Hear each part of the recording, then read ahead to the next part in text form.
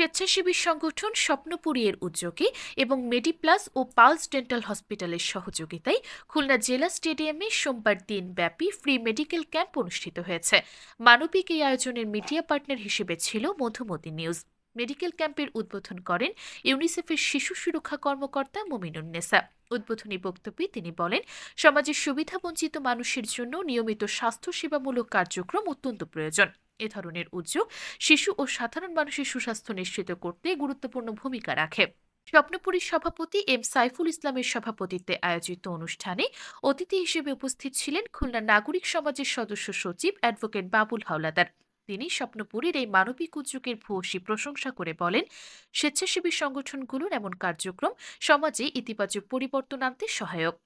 Medical ক্যাম্পে চিকিৎসা সেবা প্রদান করেন খুলনা ডেন্টাল কলেজের প্রিন্সিপাল ডাক্তার অনুপম পোদ্দার, খুলনা জেনারেল হাসপাতালের সহকারী রেজিস্ট্রার ডাক্তার সুমা নন্দী এবং ডাক্তার পল্লব সরকার। এছাড়া উপস্থিত ছিলেন মেডিপ্লাসের area sales manager Mohammad Abdul Awal, senior medical promotion officer Faisal Mahmud, Rodela Reshmi, Mohammad Sagar, Mohammad Rohan সহ অন্যান্যরা। দিনব্যাপী এই মেডিকেল ক্যাম্পে আগত রোগীদের বিনামূল্যে স্বাস্থ্য পরীক্ষা ও প্রয়োজনীয় চিকিৎসা পরামর্শ প্রদান করা হয়, যা স্থানীয় মানুষের মাঝে ব্যাপক সাড়া ফেলে। আয়োজক সংগঠন স্বপ্নপুরীর সভাপতি এম সাইফুল ইসলাম জানান, অতীতের মতো ভবিষ্যতেও সমাজের অসহায় ও সুবিধাবঞ্চিত মানুষের জন্য নিয়মিত স্বাস্থ্যসেবা ও মানবিক কার্যক্রম চালিয়ে যাওয়ার পরিকল্পনা রয়েছে।